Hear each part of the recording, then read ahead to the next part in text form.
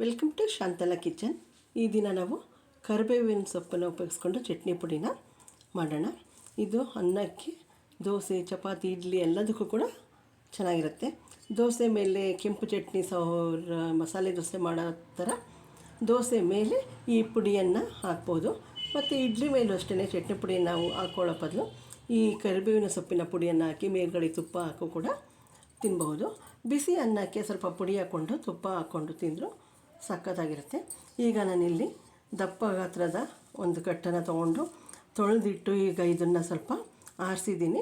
ಸ್ವಲ್ಪ ಒದ್ದೆ ಇದ್ದರೆ ಅದು ಫ್ರೈ ಆಗೋದು ಸ್ವಲ್ಪ ಹಿಂಸೆ ಅಂತ, ಅಂದರೆ ತುಂಬಾ ಬ್ಲ್ಯಾಕ್ ಆಗಿಬಿಡುತ್ತೆ, ಕಪ್ಪಾಗಿಬಿಡುತ್ತೆ. ಅದಕ್ಕೆ ಇದನ್ನು ಸ್ವಲ್ಪ ಹಾರಕ್ಕೆ ಇಟ್ಟಿದ್ದೆ. ಈಗ ಇದೆಲ್ಲ ಡ್ರೈ ಆಗಿದೆ.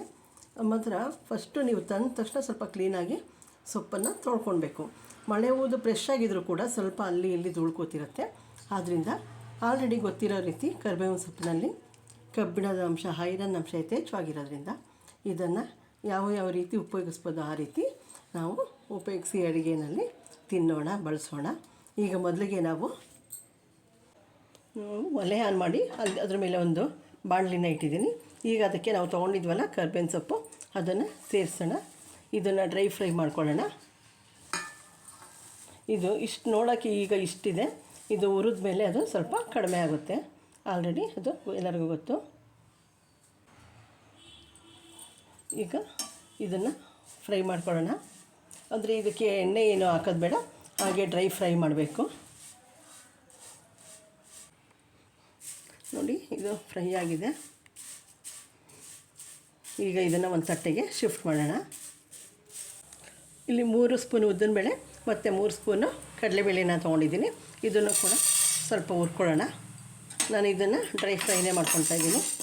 ಬೇಕು ಅಂದರೆ ನೀವು ಒಂದು ಅರ್ಧ ಸ್ಪೂನ್ ಎಣ್ಣೆ ಹಾಕ್ಕೊಂಡು ಕೂಡ ಫ್ರೈ ಮಾಡ್ಬೋದು.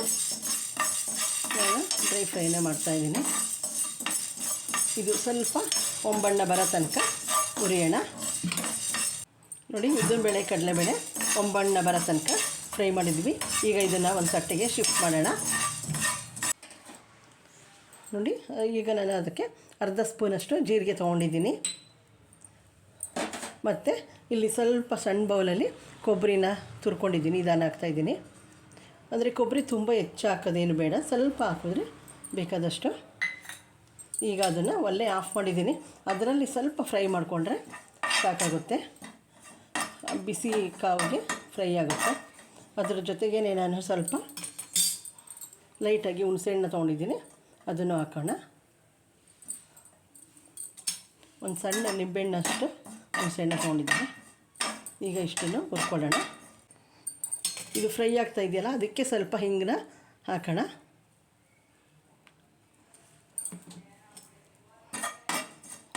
ನೋಡಿ, ಕೊಬ್ಬರಿ ಆಲ್ರೆಡಿ ಸ್ವಲ್ಪ ಲೈಟಾಗಿ ಕಲರು ಚೇಂಜ್ ಆಗಿದೆ. ಈಗ ಇದನ್ನೆಲ್ಲ ಮಿಕ್ಸ್ ಮಾಡಿಕೊಂಡು ಜಾರ್ಗೆ ಹಾಕ್ಕೊಳ್ಳೋಣ.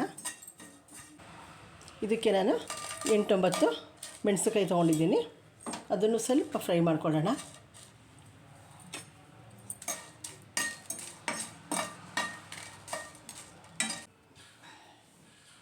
ನೋಡಿ, ಇದು ಮೆಣಸಿನಕಾಯಿ ಫ್ರೈ ಆಗಿದೆ.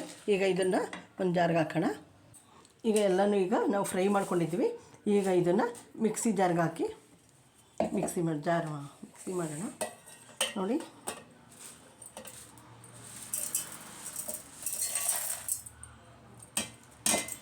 ಈಗ ಹುರಿದಿರೋದನ್ನು ಅದಕ್ಕೆ ಕಾಳುಗಳು ಮತ್ತು ಮೆಣಸಿನಕಾಯಿ ಹಾಕಿದ್ದೀನಿ.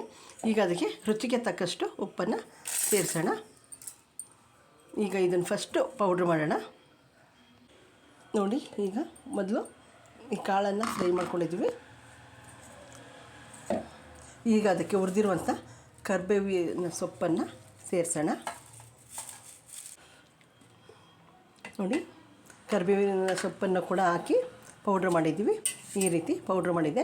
ಅಂದರೆ ಇದು ತುಂಬ ಗಂಧದ ರೀತಿ ನುಣ್ಣಗಾಗಬೇಕು ಅಂತೇನಿಲ್ಲ, ಸ್ವಲ್ಪ ಲೈಟಾಗಿ ತರ್ತರಿಯಾಗಿದ್ರೇ ಸಖತ್ತಾಗಿರುತ್ತೆ. ಉಪ್ಪು, ಹುಳಿ, ಖಾರ ಎಲ್ಲ ಕೂಡ ಈ ಸಮಯದಲ್ಲಿ ನೋಡ್ಕೊಳ್ಳಿ. ಟೇಸ್ಟು ಕೂಡ ಚೆನ್ನಾಗಿದೆ.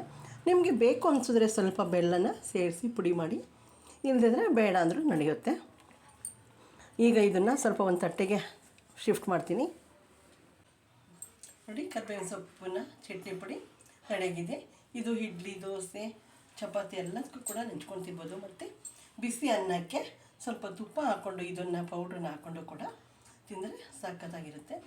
ಮಕ್ಳುಗಳಿಗೆ ಕರ್ಬೇವಿನ ಸೊಪ್ಪು ಸೈಡ್ಗೆ ಎತ್ತಾಕ್ಬಿಡ್ತಾರೆ, ಈ ರೀತಿ ಪೌಡ್ರ್ ಮಾಡಿ ತಿನ್ನಿಸ್ಬೋದು. ಇದರಲ್ಲಿ ಒಳ್ಳೆಯ ಅಂಶಗಳು ಯಥೇಚ್ಛವಾಗಿರೋದ್ರಿಂದ ಆರೋಗ್ಯಕ್ಕೆ ಒಳ್ಳೆಯದು.